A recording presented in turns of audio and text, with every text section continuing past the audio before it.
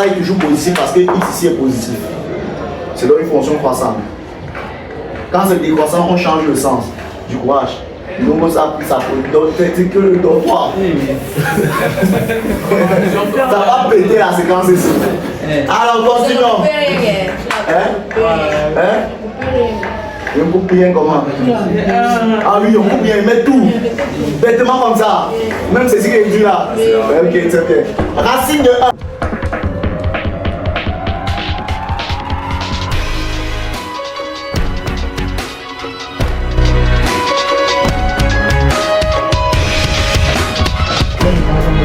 La première difficulté, comme vous avez vu tout à l'heure dans la conclusion, on avait petit m facteur de b moins a inférieur égal à f de b moins f de a inférieur égal à grand m b moins a. Vous devez être capable d'identifier f premièrement. Et pour identifier f au milieu, on doit avoir la différence de deux personnes. Premièrement, on n'a pas la différence de deux personnes. Première difficulté. La deuxième, on a la chance qu'il y a une même valeur qui se retrouve là.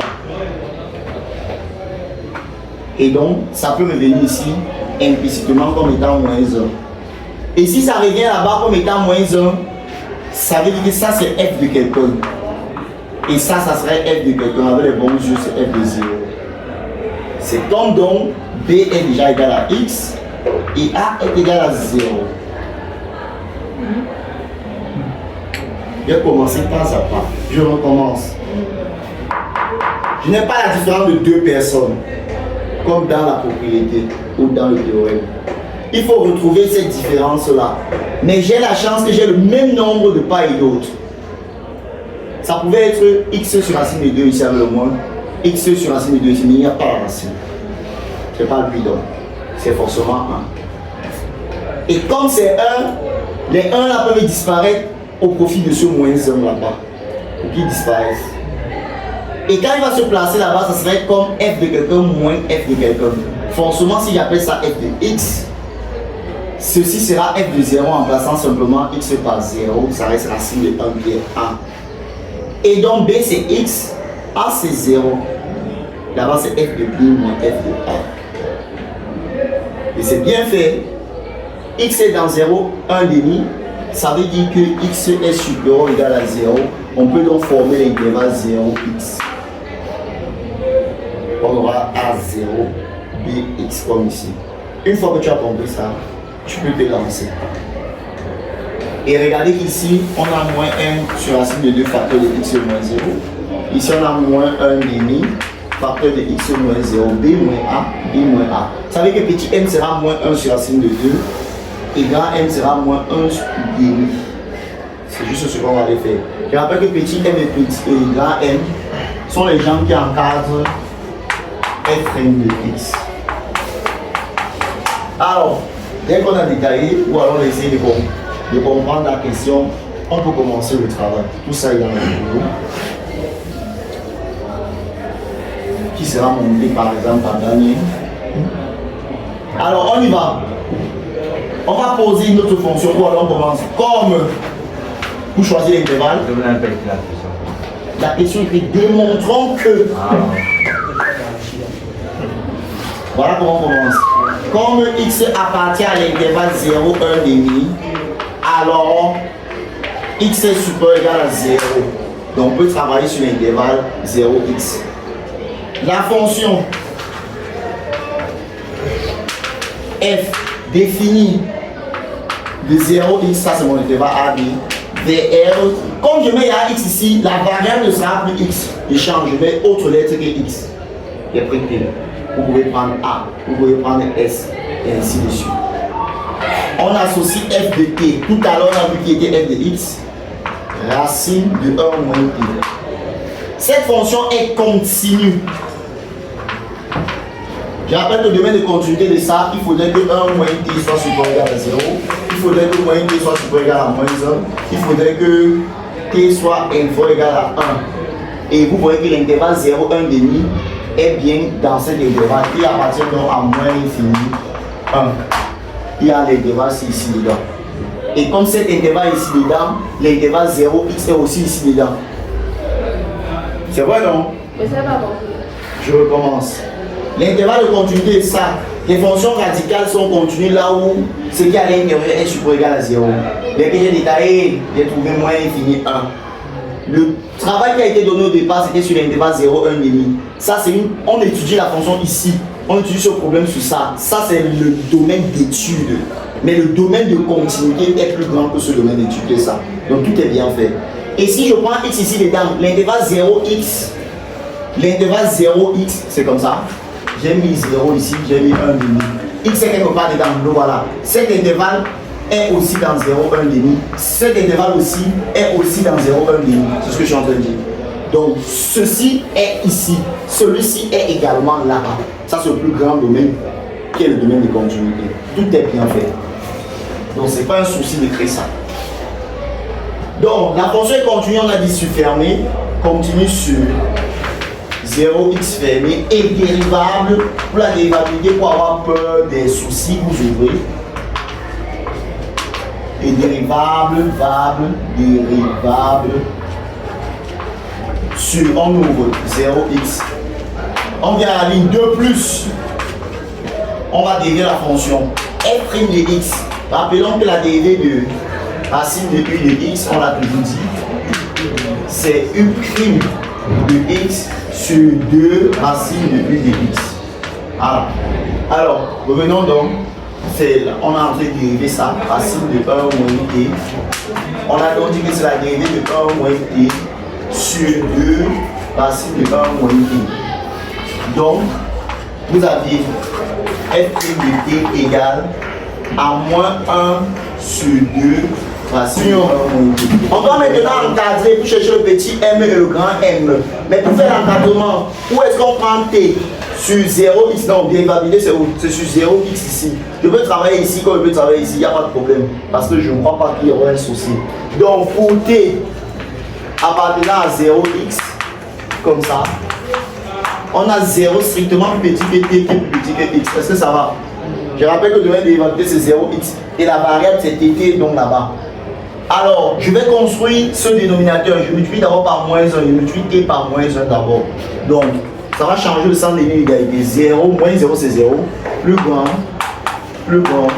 comme ça. J'espère que ça va. J'ai déjà fait moins t. Je fais maintenant 1 moins t, j'ajoute 1. 1 plus grand que 1 moins t, plus grand que 1 moins x. Je rappelle que 1 moins x doit être forcément positif. Je m'explique. X appartient à 0, 1 demi. Et on a vu que ça a été inclus dans moins infini 1. Comme ça, ça veut dire que x est lui inférieur égal à 1 et que devient 1 moins x, 0 est inférieur égal à 1 moins x, c'est-à-dire 1 moins x est supérieur égal à 1. Tout est bien fait. Je peux donc mettre la racine carrée. J'ai encadré 1 moins t, je viens maintenant la racine carrée. Et je rappelle que mettre la racine carrée, ça garde l'autre parce que la fonction radicale est une fonction croissante. Je m'explique une fois de plus. Pourquoi la fonction radicale est croissante? Et faire la dérivée de ça, c'est 1 sur 2 racine de x. Ça est toujours positif parce que x ici est positif. C'est donc une fonction croissante. Quand c'est décroissant, on change le sens. Du courage. Donc ça c'est que le dortoir. Ça va péter la séquence ici. Alors continuons. Je me coupe bien comment? Ah oui, on coupe bien, met tout. Bêtement comme ça. Même c'est ce qui est dit là. Ok, c'est bien. Racine de 1, c'est 1, d'accord? Racine de ceci. Racine de 1 moins x. Maintenant, il faut aussi encadrer le 2. Je multiplie partout par 2. Ça fait 2 plus grand que 2 racine de 1 moins t. Plus grand que 2 racine de 1 moins x. J'ai un souci avec ça. J'ai un souci avec ça parce que l'encadrement là, je devais plus le gérer sur un demi. Quand je mets un x là-bas, je suis coincé parce que je n'aurai pas le racine de 2 que je voulais. Je rappelle que le plus petit élément devait être moins 1 sur racine de 2 et le plus grand élément devait être moins 1 demi. Donc, le fait que t ici, je vais réduire ça. Le fait que t ici, lui, il est contenu dans l'intervalle 0, 1 demi. Comme ça. J'ai dit ça tout à l'heure. Regardez. Entre 0 et 1 demi, quand vous mettez x, l'intervalle 0, x est dans l'intervalle 0, 1 demi. Et donc je vais gérer avec ça. Donc à ce niveau, ça veut dire que t est plus grand que 0, il est plus petit que 1,5. Je dois mettre 1,5 ici, 1,5 ici. La somme des deux ici donne 1,5. Et ici là, ça fait 1 sur racine de 2, c'est ça non?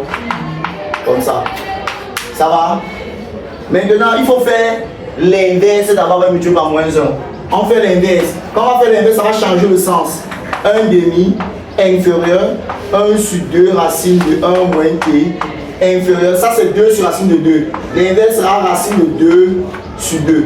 Ça va? Ça c'est 2 sur racine de 2. Ça va? Très bien. Maintenant, il manque un dernier truc, il faut multiplier par moins 1. Donc, quand on va multiplier par moins 1, ça va changer le sens de l'inégalité. Moins 1,5 plus grand. Quand on va mettre moins 1 ici, on aura f' de t. Plus grand. On va mettre moins 1 ici, ça c'est moins 1 sur racine de 2. Quand vous simplifiez par racine de 2, non?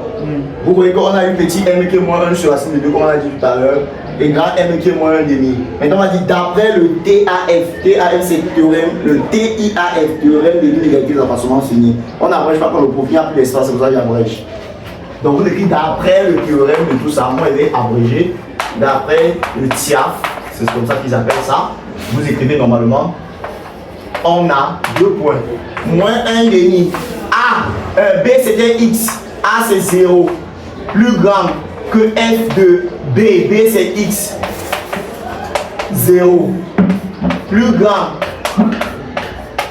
X 0. Et vous avez le résultat. On commence par copier ceci. Ça fait moins X sur racine de 2. Info égale à racine de 1 moins X, qui est la valeur de ça. La valeur de ça c'est 1. Info égale à ceci. Moins X sur 2. Vous n'avez qu'à envoyer ça de ce côté si vous avez une autre couleur. Donc, j'efface. Normalement, je vais écrire la ligne que pour conclure. Je vais mettre 1 ici, non? Dans la ligne pour conclure, je vais conclure ici. Le résultat.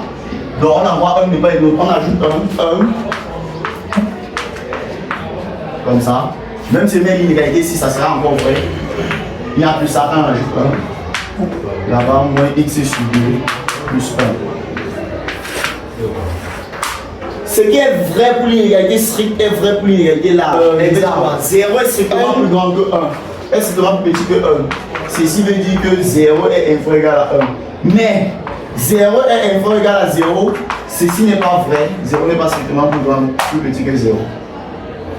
Juste pour dire que si quelque chose est strictement, je peux mettre large. Mais si c'est large, je ne peux pas mettre strict. C'est façon se comprend. Je me comprends. Ici, je ne peux pas mettre large. Parce que l'inégalité stricte entraîne l'inégalité large. Mais l'inégalité large n'entraîne pas un contre-exemple. Donc, à la règle, je peux mettre ça. Et pourquoi le rang vient d'ici? Depuis, on peut fermer. On avait peur parce que la dérivabilité ouvrait toujours parce que de peur que si ça ne donne pas, comme tout à l'heure, on a travaillé dans 0 plus 2. On a vu que pour que ça donne strictement monotone, on a retiré 0 et plus 2. Dans la dérivabilité, c'est le même problème qui arrive ici, mais sauf ici, on n'a pas le tout. Alors, question s'il y en a. Nous sommes arrivés à la fin de notre travail.